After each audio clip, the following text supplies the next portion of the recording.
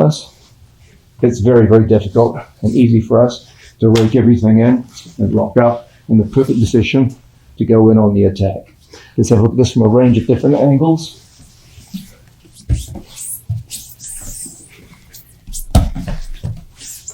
Front headlock, lock, expose, roll through. From here, we throw our legs up and catch on this side of the body. We put our hand, the back of the hand in front of the shoulder, and we start that action of pulling our opponent across the body and then hooking in here. As we make the catch, your foot comes over the top, you pass the arm to the other leg, and now we find ourselves in the perfect back crucifix position. From another angle, lock up and roll through it.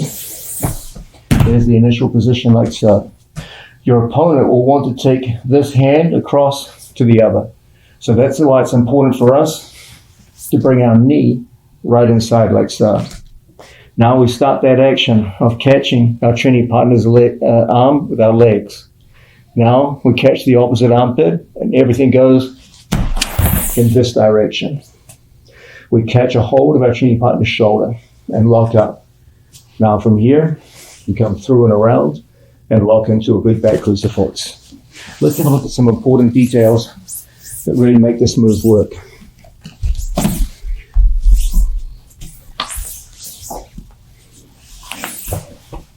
From here, the first thing is to get the wedge effect.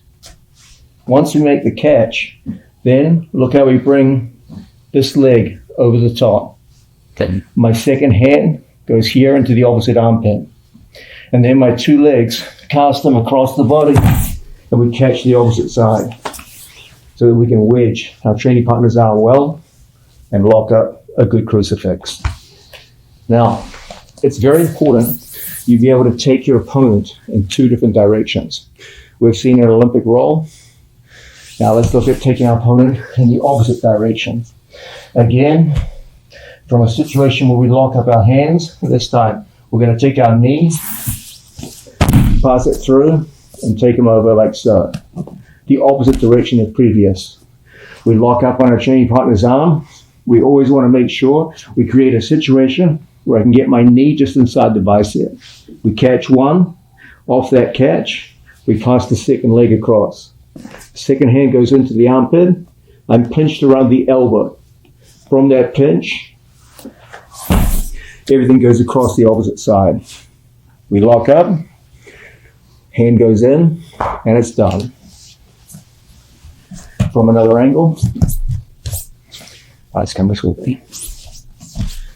We lock up, good front headlock, and then from this position, I put weight over my training partner's head. Even if Placido puts his hands out for base, we put so much weight over our training partner's head, he goes right up and over.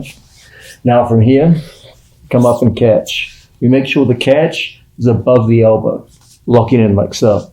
I get a hold of the opposite armpit. Even when he bases out with his feet, I put so much pressure in this direction that it's very difficult for an opponent to stop. In this way, you get a fantastic method of going from a front headlock situation right into a back crucifix. Now, you can get very similar things inverting from a chest lock. Chest lock is a powerful method of inverting someone from top turtle position when he's in front of you. So, once again, we have an opponent in front of us. Previously, we were locking a front headlock, the head and the arm. This time, we go, let's switch position. So here was front headlock. This time in a chest lock, the two hands go over the armpits. We're going to shift to the center and put his head underneath our stomach, and we're going to lock up a good grip, palm to palm, with our training partner like so. Make sure you don't come forward. Get your knees back. Get your knees back. I'm sorry, I can't hear you. Your knees, move them back. Get in an athletic position. Now, I don't want to be here on my training partner's stomach. Look how easily my opponent can duck and go behind me. Go behind me. So, We want to make sure our lock is not around the waist with my weight forward. It's a disaster. We want our chest right over the scapula, and our lock should be around the armpits. So when he goes to jump, it's considerably more difficult for him. Now from here, we're going to pop up and push into our training partner. We're going to take our knee right across our training partner's head and take him up and over into that same inverted position we talked about previously. Now, just like before, we're going to lock onto our training partner's bicep so we can bring our knee up over the top and make the initial hook. Off the initial hook, we transfer at the elbow. We take our hand and grip inside the armpit. We project our opponent over to the side and hold on to his shoulder, so when he tries to turn it towards us, his arm makes it difficult. When he goes to turn away from us, his opposite shoulder makes it difficult. Now we catch the wrist, pass our arm around to the classic crucifix position, and we're ready to play. So once again, training partners in front of us, it's directed towards the camera. So further back. First things first, from here, we get a good toes and end up in a good position like so. We lock all the way up at the chest, not making the mistake of locking around the stomach. All the way up at the chest, just like so. Now we take our knee and sag straight up and over. Now from here, we go in and catch our training partner, and we bring our knee and make that initial hook. Off the initial hook, we transfer it to the opposite arm. We take this hand here across inside the armpit, so that when we project him across our body, you create a situation where if he turns towards you, my legs make it difficult. If he turns away from you, my right arm makes it difficult. Then we pass off, catch the wrist, get our hand in place. We're ready to attack with Kimura. One more time.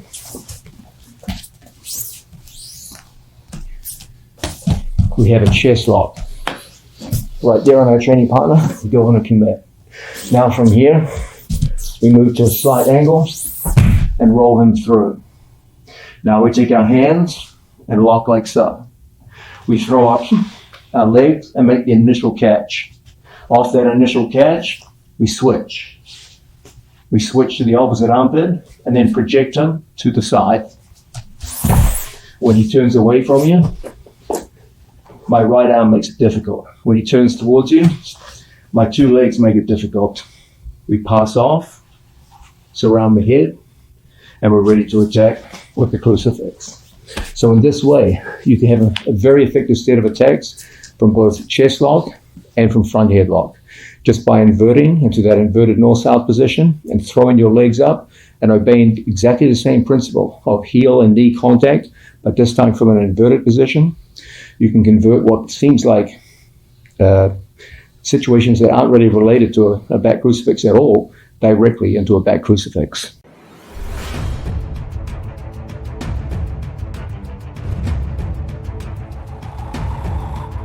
Let's look at the third great category of crucifix entries. This is situations where we're working from guard position, your technically bottom position, and you want to work straight into a back crucifix. Bottom guard is not typically associated with back crucifix, but just a few simple movements, and you can turn it into that same winning position that we've been looking at throughout this video. The first method we're going to look at involves heisting. When most people work from seated guard or supine guard situations, they typically think of themselves as the bottom athlete, and the bottom athlete is supposed to win by sweeping their opponent, submitting their opponent, and playing from bottom position towards victory. However, there is nothing in the rule book that says you can't at any given moment heist up to your knees and get a height advantage over your opponent. This is particularly important for us because we spend a lot of time trying to burrow underneath people and get into leg locks. So many of our opponents back far and away, and they keep the center of gravity very low. And that sets up a good snap into front headlock, a quick hip heist, and we create the same situations that we saw in the previous move to enter into back crucifix. So if we have an opponent on two knees in front of us, typically what we're looking to start the ball rolling with is entries into legs. We'll start elevating people, going across into leg game, okay? And a common reaction that we get to situations like this is when we try to get underneath people, they slink down and away from us, and it gets harder and harder to get underneath and elevate people. However, by playing this game, they increase the distance between us and they lower the level of their hit. And that makes it very easy for us to start a heisting game. If they don't react to the heist, we catch behind our training partner's tricep, we swing our legs back, and we quickly snap them down into situations like so. Now, once we get here, you guys know what the deal is. From here, it's not that difficult for us to start that process of inversion. We catch a hold of our training partner's arms and head, and then from here, that same game that we looked at previously, we're always looking to lock over our training partner's elbow and wedge his elbow between our knees. Then we put that hand in the armpit and project our training partner over to the side, so that when he goes to turn towards us, my legs make it impossible. When he goes to pull away from us, my arm here around his neck makes it difficult. And then from here, we go right back into the back crucifix. So, if we see an opponent playing a game of down and away, that's going to make it difficult to go into leg locks, but it makes it easy to start heisting. Then from here, we just pull and snap. Once we get into a position like this, it's not so difficult for us now. Send this guy over into the inverted north-south position. From inverted north-south, that's always what we're looking for, to catch over the elbow. Once we make one catch, we switch our legs and put our hand in the opposite armpit, and then project them over